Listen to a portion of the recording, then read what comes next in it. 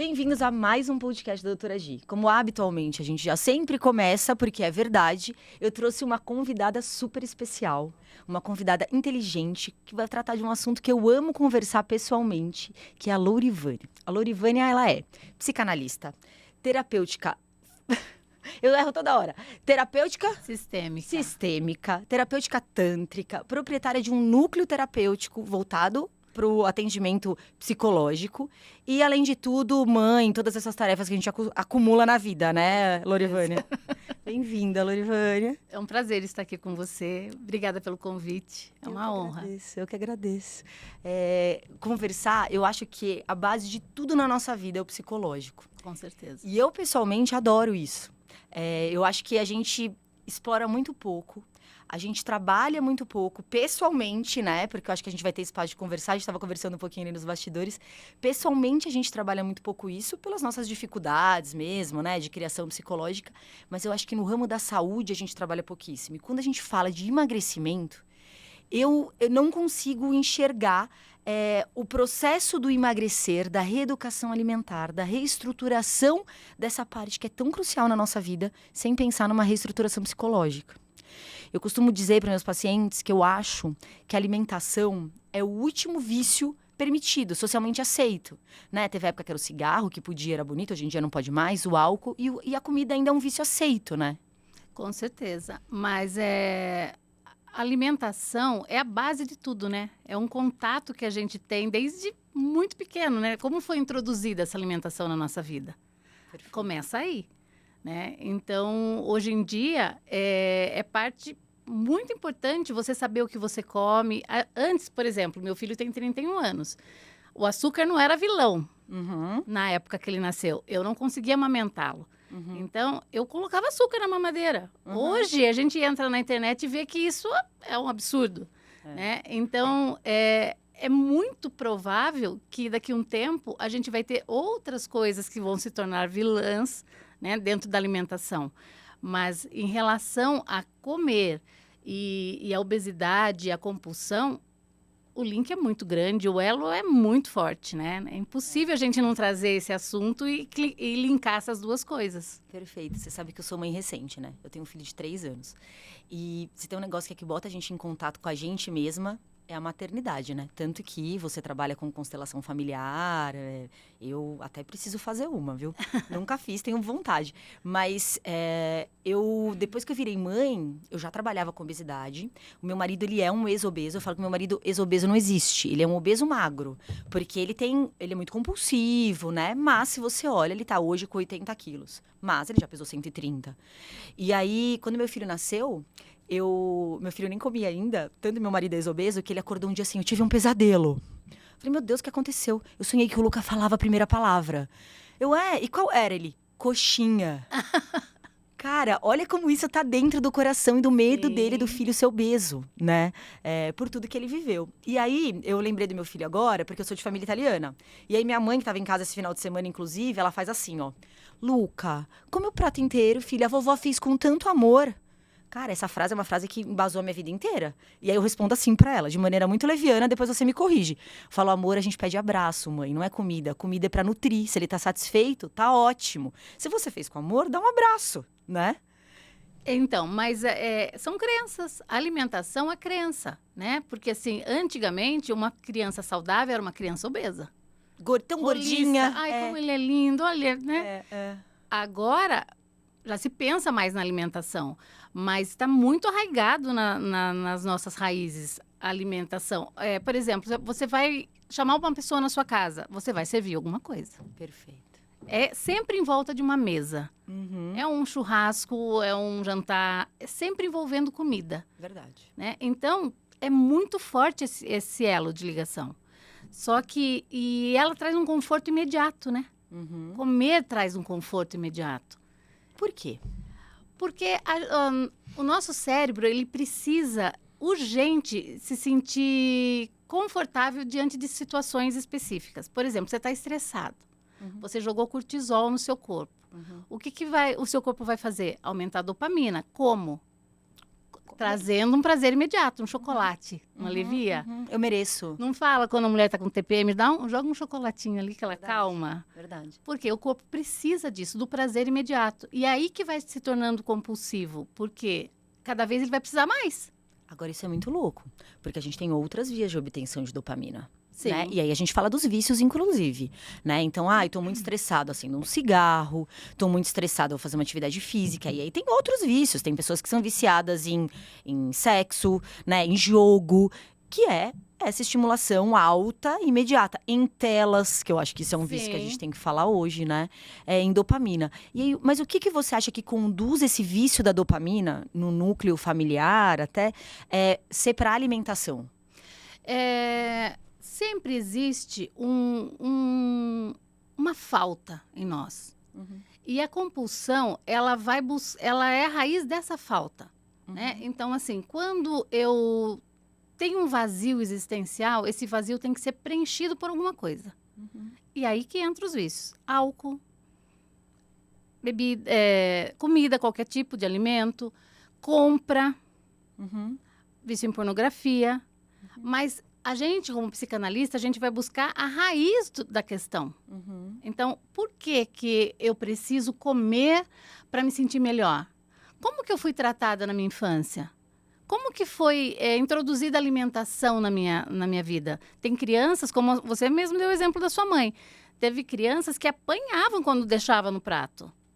Então, todas as vezes que ela se sente ameaçada ou insegura, eu preciso comer. Porque é como se minha mãe estivesse ali me dando a mão. Então, a comida pode entrar no lugar de um afeto. Perfeito. Né? É como se eu tivesse alguém ali me apoiando. Entendo. E a hora que a gente fala assim dessa coisa do vício na alimentação, né?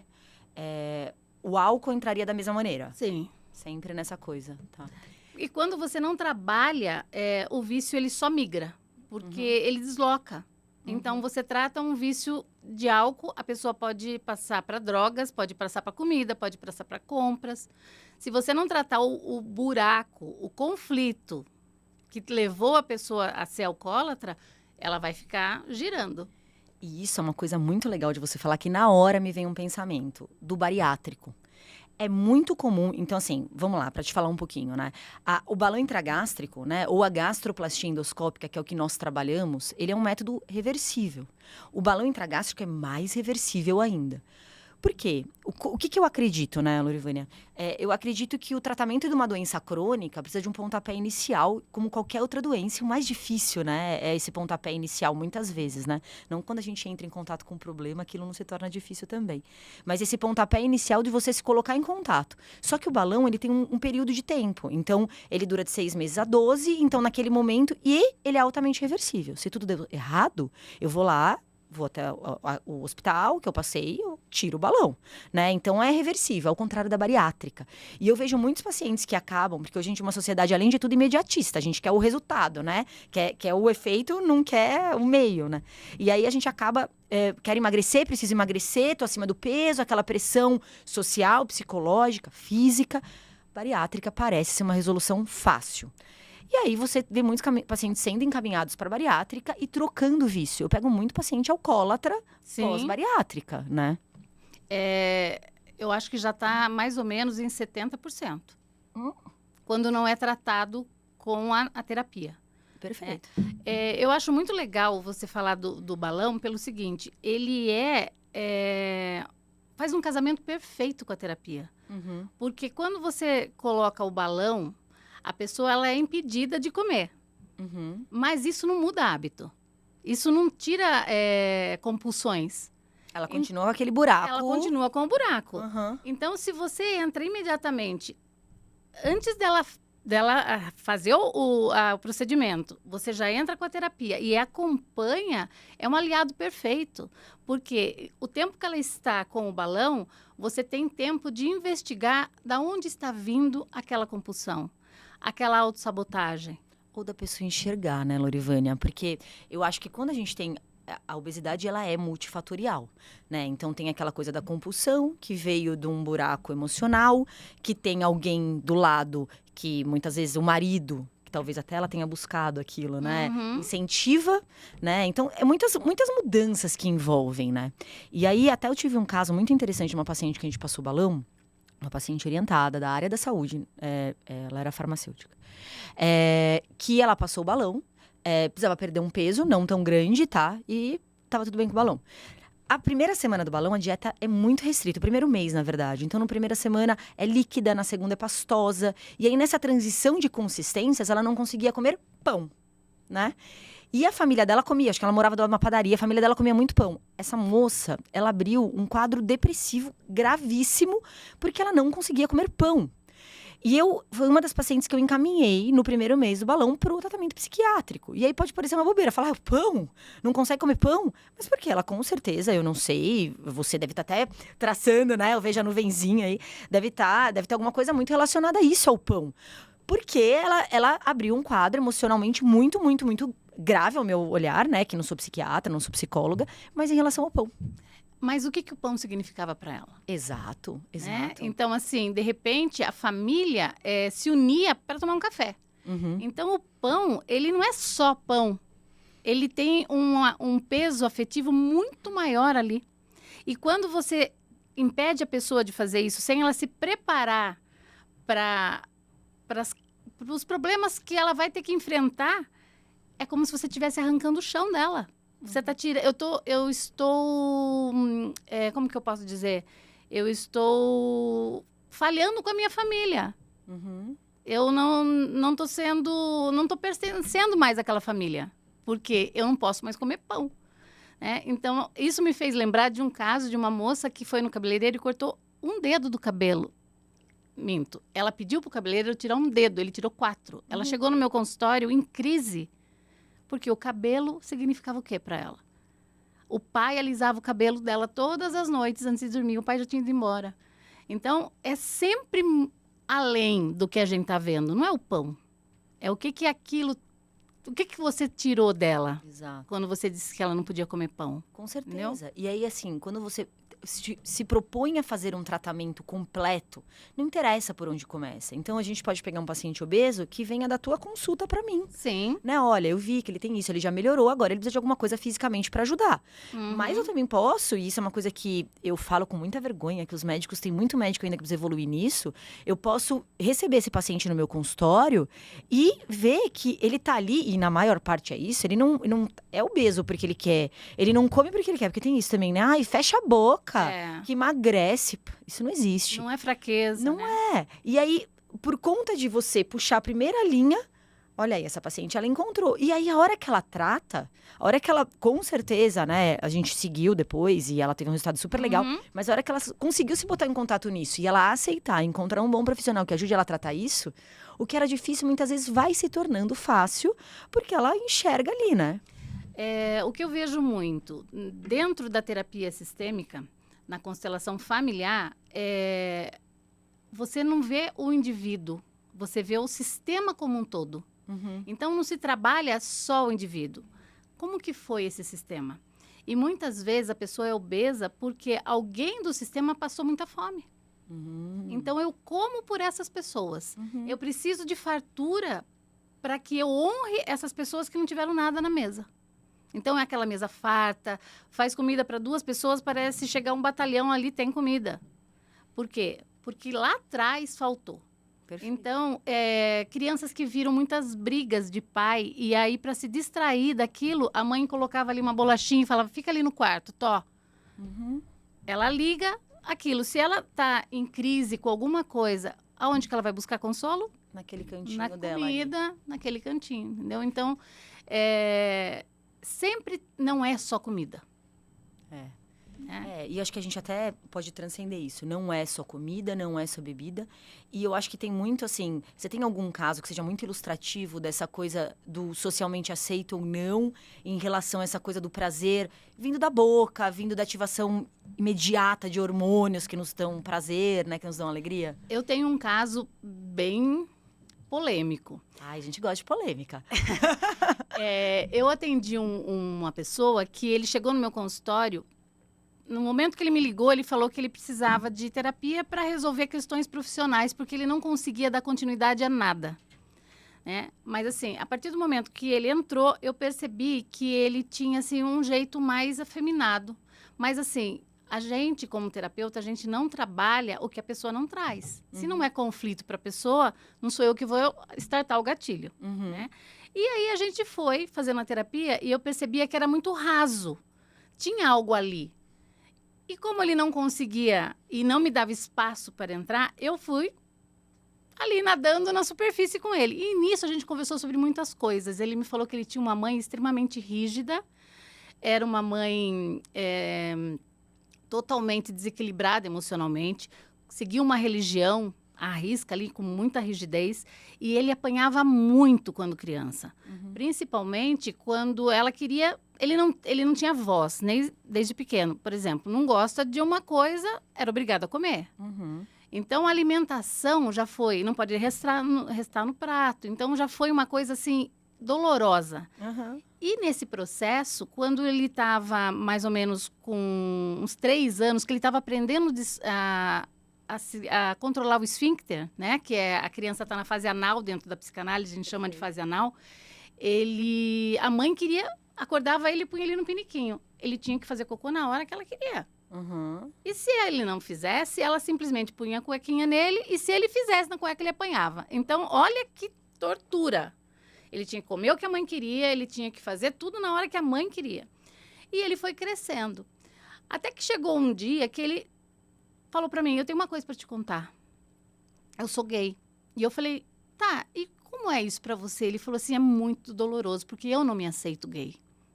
Aí ele trouxe toda a bagagem da crença, falando que ele estava em pecado, que ele iria para o inferno, né? E ele já tinha me contado que ele tinha muita seletividade alimentar, devido às coisas que a mãe forçava ele comer.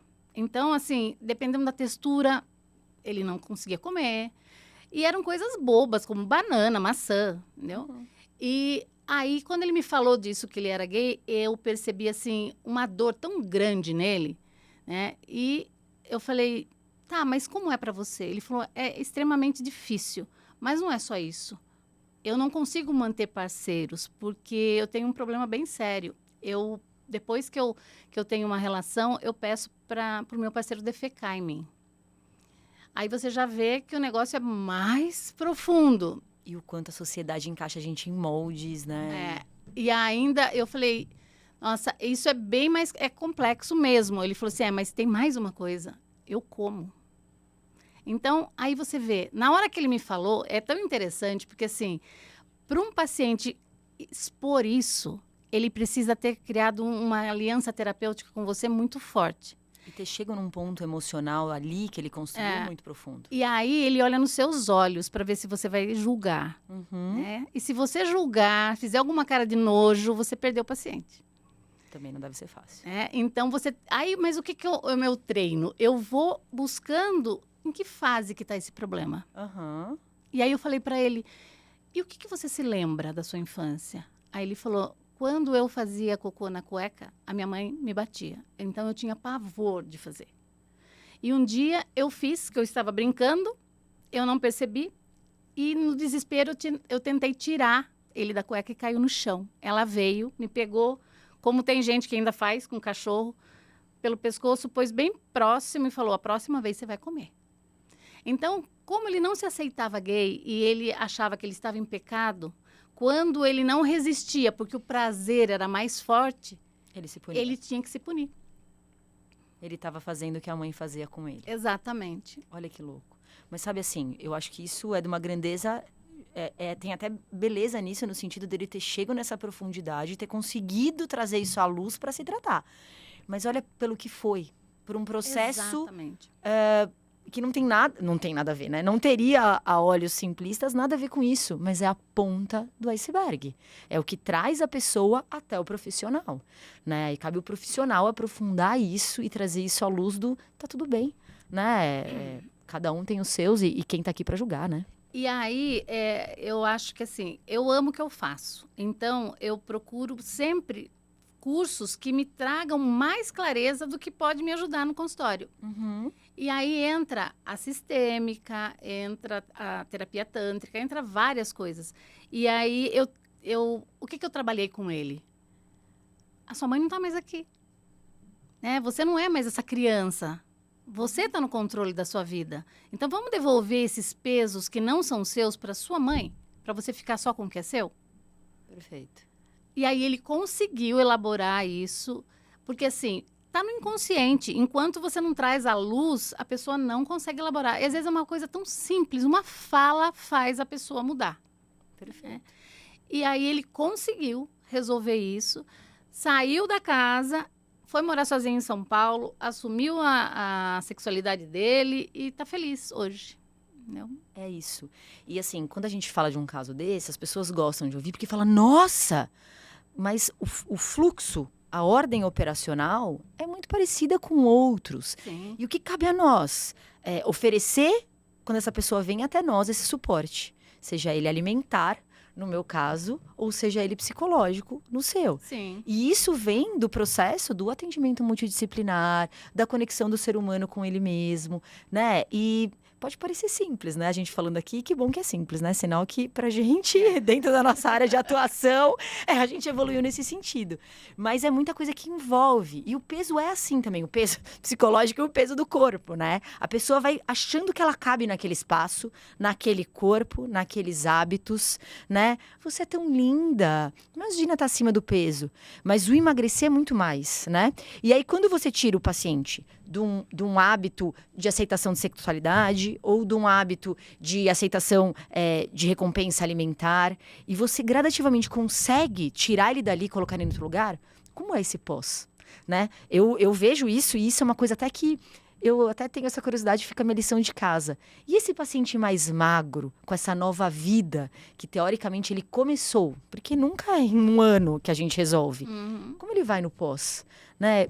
Você tem essa vivência de saber que esse paciente que mudou, e esse rapaz, como ele seguiu no pós, nos anos que se seguiram, na vida que foi passando, ele coube nesse novo corpo, nesse novo hábito, nessa nova relação? Então, quando você trabalha e mostra para ele que ele está fazendo por alguém, porque a pergunta não é por que você come, é para quem você come. Uhum. Né? Você come para honrar a sua mãe, você come para honrar o seu sistema. Então, quando você traz isso para a pessoa e a pessoa consegue identificar, os hábitos mudam. Um paciente, por exemplo, que sempre tem a mesma rotina, chega em casa, compra no domingo toda a alimentação para consumir durante a semana e chega em casa, deita no sofá e fica mexendo no celular, provavelmente aquilo vai apodrecer na geladeira e ele vai pedir um iFood na hora que ele estiver com fome. Aí você fala, então o vilão é o celular? Não, o vilão é o sofá. Uhum. Né? Então, se ele entrar em casa e for direto para a cozinha, preparar a comida dele e depois pegar o celular e deitar no sofá, a hora que ele tiver fome, ele vai para a cozinha. Ele não vai para o iFood. Uhum. Então, você tem que identificar o hábito e ver qual é o vilão que está acionando os gatilhos. Uhum. Né? Então, o meu trabalho é esse. A pessoa que, por exemplo, tá com o balão e tá fazendo terapia, só o fato dela conseguir emagrecer já vai melhorar a autoestima dela. Uhum. E com a autoestima melhor, afrouxa-se um mecanismo de defesa. E aí a gente consegue trazer... Tá vendo como que você tá melhor? E aí que vai entrar... mas a minha mãe preferia o gordo. A minha mãe falava que o gordinho era mais bonita. Então, mas a sua mãe... Não é a sua mãe que está aqui, é você que está aqui. Então, como que você se sente melhor? Perfeito. Né? Então, e academia? Dá para trocar um hábito ruim por um hábito bom. Uhum. Né? Então, muitas muitas pessoas vão começar a correr, vão começar a malhar. Uhum. Ela deslocou, mas para algo bom, algo que traz saúde, né? E não Perfeito. a doença. E o meio, né? Porque também o que eu vejo muito é assim, eu vejo muito os boicotadores, que eu chamo, né? E aí eu vou falar de uma maneira muito leviana, da parte psicológica. Eu vejo muitos boicotadores. Então, o marido que começa a ficar inseguro porque a mulher tá emagrecendo, né? A mulher que antes tinha aquele marido elogiando o prato dela o tempo inteiro, que ela cozinhava, muitas vezes se sentindo sem valor dentro de casa. O marido tá de regime, não tá comendo mais, tá comendo pouco, ela se sente desvalorizada. E aí, esse meio, muitas vezes, acaba sendo um meio tóxico, eu chamo de boicotadores, né? E acaba botando a pessoa naquele lugar. Você enxerga isso? Sim, muitas vezes. E é até engraçado que tem uma paciente minha que ela começou a fazer regime e ela me falou o seguinte: Nossa, como o homem emagrece fácil, né? Eu mudei toda a minha alimentação e meu marido começou a seguir comigo, mas ele não tá de dieta. Eu emagreci 5, ele já emagreceu 10. Então, aí começa a competição quando não é saudável, né? Perfeito. Agora, a partir do momento que existe uma relação de amor, de afeto, de união dentro do casal, ele não vai sabotar aquela mulher. Se ele está sabotando aquela mulher, aquele relacionamento já não tá bom. Perfeito. Alguém já está pisando em ovos aí. Então, assim, às vezes você começa a tratar uma coisa Muitas vezes, e né? as questões vão para outra. É o casamento que não tá bom. É, A mulher, às vezes, está gorda justamente para fugir do marido. perfeito. Porque, assim, eu gordinha, ele gosta de mulher magra, então eu vou ficar gordinha, assim, eu não preciso transar com ele toda hora. Ou o contrário, o marido acaba deixando a mulher naquele hábito, vamos comer, vamos isso, Isso, porque ele é inseguro e ali ela tá cabendo, né? Ele coloca ela numa redoma, ele olha para as magrinhas na rua, mas dentro de casa fala que é a mulher pantufa, né? É uma delícia usar dentro de casa, mas dá vergonha de sair na rua. É, mais ou menos isso. É. Então, quando você começa a terapia com uma pessoa, é um mar que você vai começar a navegar. Você não sabe Isso é o que muito vai, intrigante. Eu acho isso muito legal. o que vai acontecer. E agora eu vou fazer uma autoterapia, tá? Você sabe que eu acho que o tratamento da obesidade me traz muito isso? Eu sou cirurgiã de primeira formação, né? E eu sou muito prática, assim, né? Quem convive comigo, eu sou cirúrgica, né? Pra mim é preto no branco, ou tá bom ou tá ruim. Mas o tratamento da obesidade me traz uma possibilidade de embarcar na vida daquela pessoa e tentar fazer com que eu faça uma medicina na qual eu acredito, que é a medicina da longevidade, dos hábitos, do construir, do tentar trocar, né? Eu até amanhã tenho consulta com uma paciente que a gente trata ela e o marido. E o marido veio preocupado pra mim e falou assim: doutora, ela não faz atividade física.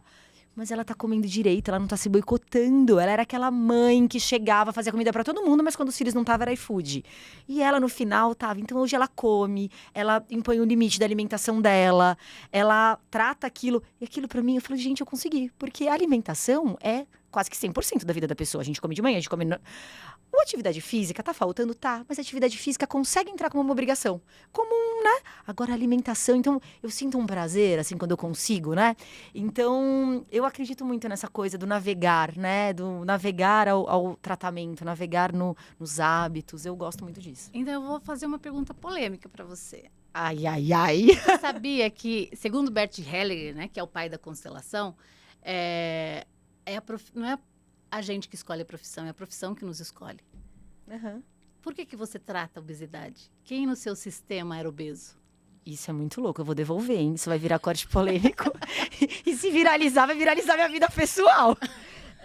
Eu sempre fui cirúrgica, eu sou muito racional, vem muito da minha criação, né? Dessa coisa do resolutivo, eu sempre fui muito independente. Sempre fui aquela menina que falava assim, olha que bonitinha, ela não dá trabalho, né? Que criança não dá trabalho, eu sou mãe, hoje não existe, o meu dá muito trabalho. Então, que bom! Ai, meu Deus, mais ou menos. Não, que bom, só é desafiador. Mas é isso. E aí, então assim, fui pra cirurgia, eu vejo muito esse lado. Encontrei meu marido no meio do caminho, né? Na verdade, no começo do caminho. E eu lembro que uma época eu cheguei, meu marido com 130 quilos, eu divido muito, né? Eu tenho um relacionamento muito feliz, não porque é mar de rosas, mas porque a gente constrói muito isso. Sim. E a gente começou essa construção nesse momento. E aí, eu e ele num plantão, eu acabada, meio gordinha, meu biotipo não é esse, mas eu tava gordinha perto do que sou hoje. E eu sentei, eu e ele, olhei pra ele gordo, né? E não olhei com aquele olhar de, meu Deus, ele tá gordo. Eu olhei com aquele olhar e falei, meu, o que vai ser da gente? Porque nós estamos aqui, você, sei lá, 20 e poucos anos. E estamos aqui. Aí eu lembro que era aquele plantão que tinha aquele médico velhão, né? Tipo, com seus 50 anos, acabado. Aí eu olhei e falei, Marcos, o que a gente tá fazendo aqui, cara? Porque a gente tá trabalhando igual um louco, tá construindo a saúde dos outros pra destruir a nossa. E a hora que a gente vai ter que desfrutar da nossa vida, olha lá, ó, o cara com 50 tá acabado. Nós vamos morrer. Você vai morrer. Meu sogro é cardiopata. Então, o fator genético do Marcos, eu falei, não, nós vamos dar um jeito. E aí o Marcos, ele é compulsivo, tá? Então, ele nem vai brigar, porque ele sabe que ele é. E aí, ele falou, não, realmente. E aí, nós somos juntos nesse processo. O meu processo sempre foi o mais ansioso. Então, eu comecei a buscar minha válvula de escape pra isso. Então, assim, eu litigiosamente... Meu filho tem 3 anos. Às vezes, ele faz assim pra mim, ó. mamãe, eu vou correr, tá? Bota minha tiara, assim. Porque eu acho que quando eu tô muito pilhada, eu boto o fone e falo, Marcos, eu vou correr, tá? Do tipo assim, não fala nada, eu vou correr, tá? E aí, o Luca repete. E o meu foi esse. Então, eu comecei, assim, a trazer atividade física de uma maneira muito mais intensa. E o Marcos começou a reorganizar essa coisa da comida na vida dele. Essa coisa da compulsão. Então, ele começou a estudar. O Marcos foi estudar nutrologia quando nada existia de nutrologia, que hoje é uma febre. Marcos fazia residência de anestesia e foi fazer uma pós de nutrologia. E nós aprendemos na nossa casa. Então, na nossa casa, aquilo passou. E eu apoiava ele. Então, a gente fazia churrasco em casa, porque minha família é comilona. A gente comia alface. E eu lembro de todo mundo falando assim. E aquilo foi fortalecendo a gente. Porque eu lembro da minha família em choque. Giovana, que falta de educação. O Marcos não tá gostando da comida alface. Mãe, não tem nada de educação. Ele quer comer alface, deixa ele comer alface. E isso foi há, sei lá, 10 anos atrás. E aí eu já era cirurgiã. Mas eu comecei a viver isso do autocuidado. E aí eu falava, cara, essa vida não é pra mim. Não tem autocuidado aqui onde eu tô. E aí eu comecei a caminhar pro lado do tratamento da obesidade. Começamos a fazer aquilo que era um autocuidado nosso virar conhecimento num mundo de muito desconhecimento. Muito conhecimento raso. E aí foi aí que eu cheguei aí, entendeu? Foi traçando o meu caminho. E aí você falou, a minha família é uma família comilona. Então você é a ovelha negra da família. Você quebrou as regras, como se diz, acaba em mim. Essa dor para em mim. E para, hein? Porque eu tenho isso muito forte. Ontem eu tava no aniversário de criança. Hoje em dia, é o aniversário de uma menina de 5 anos. E aí tem a hora do lanchinho. E aí senta as crianças em volta de uma mesa. E aí o lanchinho, hoje deixa qualquer um de orelhas em pé. Hambúrguer. Quem quer batata frita? Meu filho me olhava assim, ó, tipo, o que é batata frita? E o Luca foi, segurou na minha saia, quis que eu ficasse do lado, porque ele não come. Então, ele tava se sentindo deslocado. E eu fiquei, eu falei, tudo bem, amor. Cada um come uma coisa. E aí, ele pegou o potinho dele de uva e colocou ali. Eu sou julgada, né? Coitado. No final, sabe o que ele fez? Nessa hora, é a hora que eu falo, graças a Deus, ele pegou o pratinho dele de uva e falou assim, alguém quer uva? Na mesa. E aí as crianças todas comeram uva. Eu falei, tá vendo? O mundo tá salvo. Então, assim, eu tenho esse papel de ser ovelha negra. E na minha casa eu sou isso. Então, minha mãe chega na minha casa e ela fala, não dá pra comer nada aqui. Não tem gosto. Eu falo, é o que tem. Come o que tem. Entendeu? Exatamente. Mas é muito isso. É difícil quebrar ciclos. Assim, eu acho que eu devo... Talvez eu tenha meus ciclos, pra mim foi um pouco mais fácil por causa da instrução. Né? Mas é isso. E aí eu tenho uma coisa pra te perguntar. O tempo passa muito rápido e a gente vive a epidemia das canetas emagrecedoras, né? Eu acho que a gente viveu a epidemia da bariátrica, como sendo um resultado fácil. E hoje a gente vive. E eu, vou te falar que é uma boa epidemia, porque hoje sim eu vejo como um bom resultado. Porém, tudo que vem de maneira rasa, como a gente já conversou muito aqui, talvez não chegue no objetivo que a gente quer, né? Olha, a gente teve, assim, 30 minutos para conversar, é muito pouco. Mas olha o quão profundo é a obtenção da dopamina por vias, né? No nosso caso alimentar. E aí vem uma coisa prática. Você vai lá na farmácia, você compra, você se aplica, tirou minha fome. E como você vê, assim, do lado da psicanálise, do tratamento psicológico mesmo, né? Essa rapidez, ela é perigosa, né? Porque, assim, todo excesso esconde uma falta. Se eu quero emagrecer muito rápido, sem um controle médico, porque, assim, a caneta tá aí, tá fazendo efeito, ok, vamos lá. Mas faz um controle, vai no médico, faz os exames, estuda, vê se o seu corpo está apto para fazer aquilo. Né? Porque senão, o que a gente está vendo? Já um monte de casos de pancreatite, cabelo que cai. Mais do que isso, é caro. Aí compra falsificada. Aí vai lá no Paraguai, você sabe o que tem ali dentro? Exato. E você está injetando no seu corpo. Então, assim, a sua vontade de emagrecer está te colocando em risco. Para quem que você quer emagrecer? Volta a pergunta. Por causa da sociedade que está te cobrando? Porque se você estiver emagrecendo por você, você vai fazer alguma coisa planejada. Você vai buscar um endócrino, você vai buscar uma nutricionista. Sem pressa. A urgência... Você não engordou da noite para o dia. Perfeito. E por que agora você está com urgência de emagrecer? Quem que está te cobrando isso? E nem é na hora, às vezes, né? Do tanto que a gente conversou. Quem tem te cobrado isso, né? Sim. E você sabe que eu trago muito para meus pacientes, eu gosto muito. Desde sempre chamam de tratamento. Tratamento, já mostra o movimento, Sim. a evolução. Não chamam de milagre. Então, assim, é tratamento medicamentoso para combater a obesidade. Sim. Né? A caneta emagrecedora, por definição. O tratamento é movimento, é evolução, é acompanhamento. É multidisciplinaridade. Sim. Né? E eu vi um vídeo seu que eu achei muito interessante, da menina que ela nem era obesa, né? Ela estava só com sobrepeso e ela optou pelo balão porque ela tinha umas outras comorbidades, não era isso? Perfeito. O balão, ele é a ponta do iceberg, né? E é isso, a obesidade, ela é muito... A obesidade é o final do iceberg, é o fundo do poço. Porque você se negligenciou tanto a ponto de chegar lá. E assim, o sobrepeso, ele já é doença. Digo mais, a resistência insulínica já é uma doença. Existem magros com resistência insulínica, que vem da onde? Da má alimentação, né? Eu não engordo, mas eu como, sei lá, só gordura e carboidrato. Eu sou um desnutrido. Então, ali já tem um problema no qual já teria indicação de usar caneta emagrecedora, entendeu? Por quê? Porque ela é um estímulo à insulina, né, na maneira mais simplista de se dizer. Então, eu acho que as pessoas têm que cada vez mais olhar o seu hábito alimentar Sim. como um problema. E se seu hábito alimentar te trouxe até o sobrepeso e está te incomodando, né? Vamos olhar, né? E sabe o que eu atendo muito? O paciente que fala assim, olha, doutora, aí já é obeso. Eu vim aqui, engraçado, e meus exames estão ótimos. Por quê? Porque assim como o tratamento é uma coisa, assim como o psicológico é uma evolução, o nosso corpo também luta para ele ficar saudável. Uhum. Então, se o colesterol ainda tá bom, mas você tá acima do peso, é questão de tempo. Entendeu? Eu vi uma postagem daquele Pesos Mortais, né? Acho que é esse o nome. Quilos mortais, Quilos né? Mortais. Que a moça falava exatamente assim pro médico. Enorme, acho que 200 e poucos quilos. Ele fala, você não emagreceu nada. Ela falou assim, não, eu só tô retendo líquido, eu não tô gorda. Encontra uma desculpa. Então, aí vai entrar o quê? O seu cérebro vai fazer com que você se olhe no espelho e se veja magra. É o transtorno de imagem. Perfeito. Por quê? Porque o cérebro não quer gastar energia. E toda mudança de hábito gasta energia. Você tem que fazer diferente. E nós somos bichos, né? Nós Exato. ficamos no modo da sobrevivência. Seu corpo acha que ele é a sobrevivência, mas nós evoluímos. Exato. Mas é que a gente tem uma mente arcaica vivendo no mundo moderno. Perfeito. Então, ainda a gente pensa lá como os nossos ancestrais lá As que ia caçar. cavernas. Exato. E que gordo era sinal de sobrevivência, porque tinha reserva. Eu tinha reserva. Lorivane, o papo tá excelente, mas o tempo voa. Eu queria que, assim, pra gente tentar resumir um pouco, se você pudesse deixar uma mensagem para quem tem esse problema de lutar contra o peso, de encontrar toda essa saciedade, essa dopamina por hábitos alimentares, se você pudesse dar uma sugestão para que começasse essa mudança, o que você falaria? Não tenha pressa. Procure um bom profissional. Veja o que se encaixa dentro do tratamento que esse profissional te oferece. Faça terapia, veja quais são os seus problemas, é compulsão, é autossabotagem, e vá tratando com calma, porque assim, tudo que você faz de qualquer jeito, o resultado vai ser também de qualquer jeito, não tem jeito, né? Então assim, primeiro ponto é procure um bom profissional e veja o que ele tem para te oferecer. O nosso corpo é tudo que a gente tem em nossa saúde, né? E a gente cuida de tantas coisas porque do nosso corpo e da nossa mente não, né? Sim. Obrigada. Eu que agradeço a oportunidade. Foi ótimo.